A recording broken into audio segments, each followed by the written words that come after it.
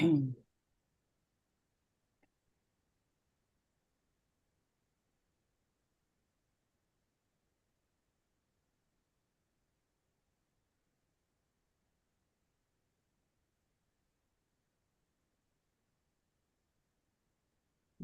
there we are. I believe everything is all ready to go. So good morning. It is February the 1st. This is the Harford County Delegation weekly meeting during the Maryland General Assembly, and we are via Zoom and also open to the public. I'm going to start out with a prayer, and then I'm going to have Delegate McComas start us out with the pledge. And if everybody would remain seated on both of those. Lord, thank you for yet another day, and please let us always follow into your guidance and take your guidance and your ideas, and just thank you for being with us, during these stressful times. And we continue to watch you, look for your guidance, and amen. Okay. Delegate McComas. I pledge allegiance to the flag of the United States of America and to the republic for which it stands, one nation, under God, indivisible, with liberty and justice for all. Amen. Okay, thank you. Welcoming, first I want to welcome our new Harford County Delegation Secretary. She had started this week, and her name is Janine Dawson. So she'll be sending out a little note for you, introducing herself later today. We've had a busy week since we've had her chop since Monday. So she's doing a great job. So just make sure you stop by and welcome her. We also have a site visit this Saturday over to look at copper mine in Bel Air, and also the copper mine over in Edgewood, and that will be, I believe, at 1 o'clock. So just stay tuned. If that has to change time frame, I'll let you know. But right now, it's at 1 o'clock on Saturday, this Saturday, February the 3rd. If you want to join in that, we also I want to also mention next week. I received a phone call from the Alcohol, Tobacco, and Cannabis Commission on some of our liquor bills, and there was a couple tweaks that we needed to make. So those amendments are already sent in. So we will have those on the agenda next week, because we do have to vote on those before I can actually attach them to the bill, because the bills have already been dropped. So we'll discuss those, and again, it will be part of your agenda next week. And now, Delegate McComas, can we have a motion to approve the minutes from last week? Madam Chair, I move to approve the minutes as presented from last week's meeting. Okay, do I have a second? Second. Okay, for Janine, that was Delegate McComas first. Second was Delegate Steve Johnson. And just the show of hands, everybody agree with the motion to approve the minutes? Okay, see any opposition? Seeing none, the minutes have been passed from last week. Thank you, Delegate McComas. Now we're going to move right into old business. Again, and thank you everyone for the quick change around in the time schedule. We did not know that until after session ended yesterday that we were moving from 10 o'clock to 9:30 for the floor session. So we had to hurry up and change our schedule, as we have a lot of liquor bills that we have to get done before the 19th hearing date in ECM. So thank you for that. So coming up first, we have the LR 1578, and that's the Harford County Alcoholic Beverages Board of Licenses Commissioners membership. And we're going to start, first of all, with Delegate Steve Johnson. Do you want to add anything different than what was said yesterday? Give us a quick update, and then we'll take witnesses. You got to unmute yourself. Actually, Madam Chair, after hearing the liquor board's testimony last week, that they think they're going to be okay with the funding, with the extra licensees coming online. I think I'm going to withdraw this bill and give them a year, see how that plays out, see if they're still doing okay. And then if necessary, maybe take it up next year. Okay.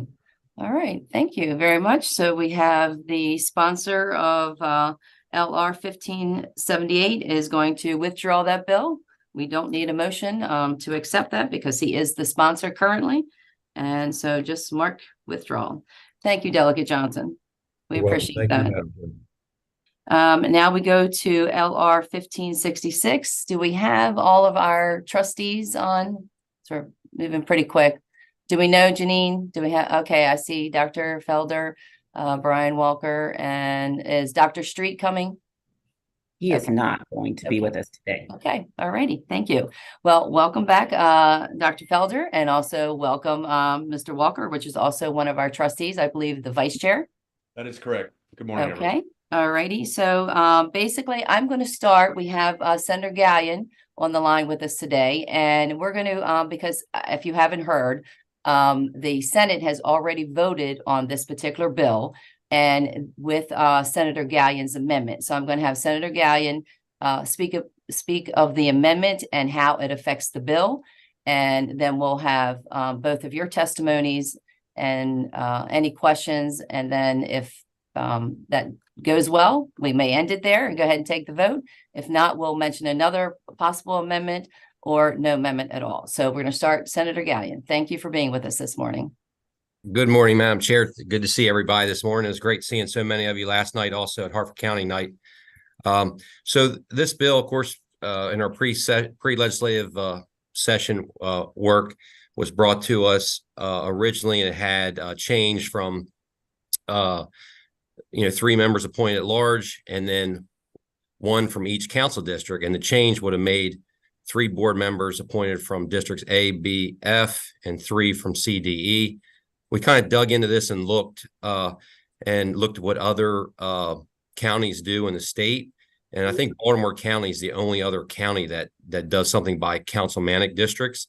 So in order to give the college what I think they really are looking for, and that's some flexibility, but also to keep in mind all the geographic diversity that we should be, I think, looking for, we've come up with an amendment, and the 3 senators agreed on that. And basically what it does, it makes all 9 members appointed at large. So what they're doing in almost every other county. And it says, add, to the extent practicable, when appointing the members of the board, the governor shall take into consideration the geographic and ethnic representation of Harford County so that all segments of the population of the county are represented on the board. So this basically would remove the having to figure out, if you have 2 people living in this district and 1 in that. This makes it a lot more flexible, I think, for the board, which will for the governor to come up with these great nominees. And it's the same process. It's still the governor that's appointing these members, and it'll end up in executive noms, of course, and approved by the Senate. So we took a look at the whole thing, and the 3 of us agreed that this would be the best way, in our opinions, to go forward. Okay. Any questions on it? Or Okay, so Dr. Felder, we'll start with you if you want to go ahead and make some comments, or if you have at this time any questions for Senator Gallion, this would be the appropriate time as well. Thank you, Delegate Riley. I'm going to defer to our trustee first, and then I'll add some comments after his. That's fine. Thank you. Yes, good morning, everybody. I'm Brian Walker. I'm the vice chair of Harford Community College. I will be going into my 7th year here at the college, being on the board. And I can say this, the Harford Community College board, we're a tight board, we're a diverse board, but we're also a board of the entire community. We're not typically making decisions based on any councilmanic districts. We're doing it as a group. Senator Gallion's bill, this would actually work into our favor to get we'll call it the most diverse and appropriate board members possible for our needs. And that means having those experts, no matter where they are, come onto the board. So I would agree with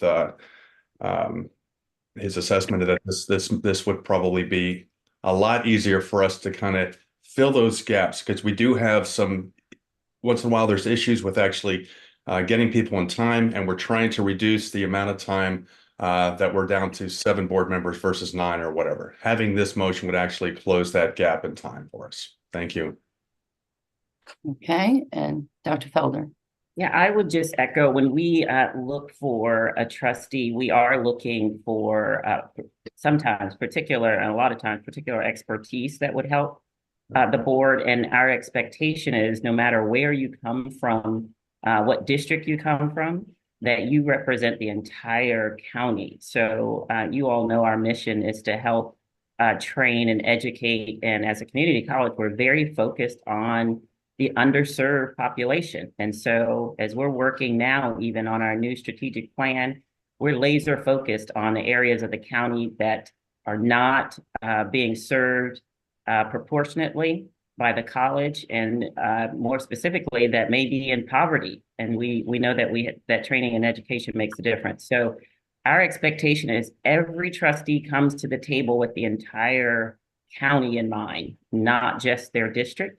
And that is the way we work. With that in mind, we do make every effort to ensure that the parts of the county are represented, that we're racially diverse, that we have gender diversity, so that when we submit a recommendation to the governor's office, we don't want that to be rejected because they review our entire board and make an assessment as to whether we're diverse and we're representing the county. So we make that effort. We realize that's part of the process, and we will continue to ensure that we submit names that will not be hopefully rejected by the governor's office. Okay. Happy to take any questions if you need any other clarification. Okay, do I have questions from any of the delegation members? I believe I saw Delegate McCombs's hand first. We'll go with Delegate McCombs. Please take your, yeah. Thank you, Madam Chair. Just there's an old adage, which is kind of where I learned my my education on politics was, if it ain't broke, don't fix it. So my question is, I understand you're looking for expertise, but the question is, you seem to be doing very well under this system as it is. And I'm just wondering if we really need to change it. And so I would like I realize you want to get different experts, but do you feel that with the current system, you just are kind of handcuffed? I can start. Thank you for the question. I appreciate that. And I love the adage, if it ain't broke, don't fix it. Couldn't agree more. In this case, when we lose a board member, we could be absent, vacant seat 3 months, 4 months until we're finding that person. Therefore, actually, the onus comes on all the other board members. As you know, everybody else has another job. One of the big things that everybody has in common is we have another job. So what happens, there's a lot of times that we have to kind of divide and conquer. This is one of those reasons. That's one of the things we're trying to fix, is actually making sure we have full diversity across, the entire board, not through 7 people, not through 6, but through 9. So that's one of the things we're trying to rectify, is getting those board seats filled faster with the appropriate person. Dr. Felder, I'll defer to you now. If there's anything else.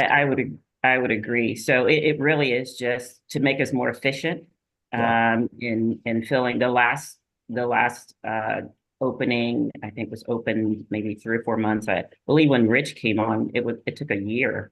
Actually, he was into his second year of a term before we got him on the board. So it's just a matter of making us more efficient and giving us a little bit more flexibility. Okay, I'm going to move over to, thank you, over to Delegate Steve Johnson. Thank you, Madam Chair, and thank you for being here today. And I believe that Dr. Felder and the board do a fantastic job trying to make sure that we have geographical diversity, we have diversity with women, we have diversity with race, but people don't always stay in place. And the law that we're looking to pass today will be there. So I'm a little nervous about the at-large, although I understand the concept. This hasn't worked well on some of our other boards about being geographically diverse across the county. And I want to make sure that we keep all parts of the county represented on the board going forward, even after you folks are gone. So I do have some issues with at large. I would like to see maybe something added that limits how many members can be from each district. So possibly two, a limit of two from each district. That would ensure that we would keep some diversity across the county.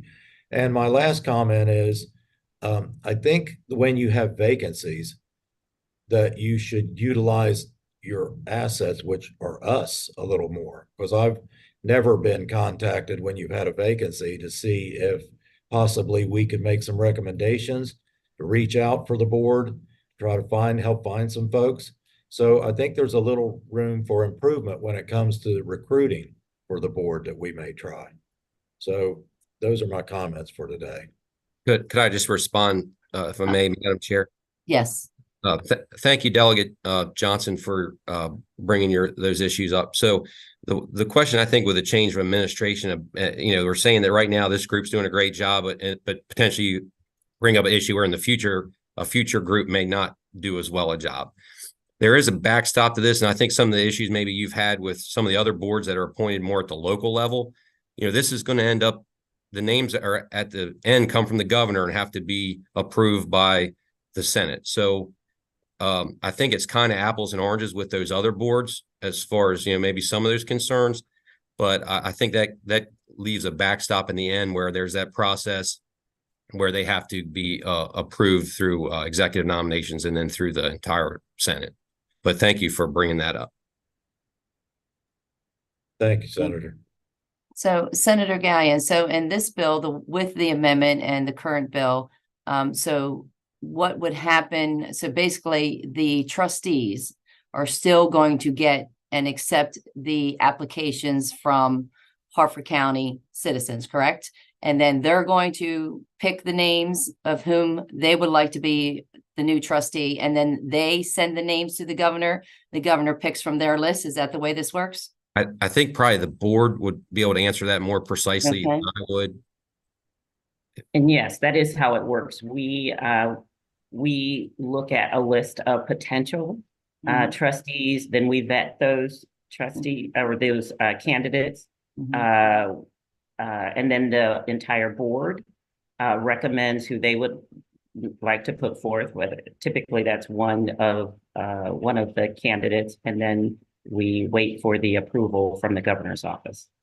All right, thank you for that clarifications. Delegate McComas. Just real quick, I'm not familiar with the process for executive nominations and the governor's office of appointments, but what I'm concerned about is the board may say this is a great person, but then you're kicking it upstairs to a governor who deals with the whole state, does not have the intricate knowledge that the board has as to who they feel that they need. And I'm concerned that then the potential is that it could become political, and the executive nominations is the whole Senate. And so I would suspect that it's possible if the governor likes this person and you guys didn't really want the person, can he nominate somebody else and completely disregard what the community college wants and disregard perhaps what the senators want from our districts? So, I mean, that's the, oh, sorry. So, Senator Gallion. Sure. So, I mean, that's the way it already is going on. I mean, this is not changing anything to do with the process once it goes to that gubernatorial level. So really this bill would not change that as far as, taking recommendations, talking with your local people to see who would be good nominees. So, I mean, that in theory, that the issue you brought up could have happened 5 years ago or 10 years ago. It's not changed. So in other words, Senator Gallion, my what if is a possibility. Is that what you're telling me? I think it already probably could be, but the folks at the college, I don't think have had an issue with that up to this point. So hopefully that remains the same. But well, I guess my question is can he do that now under the current system? He could just put somebody in that we're not changing it.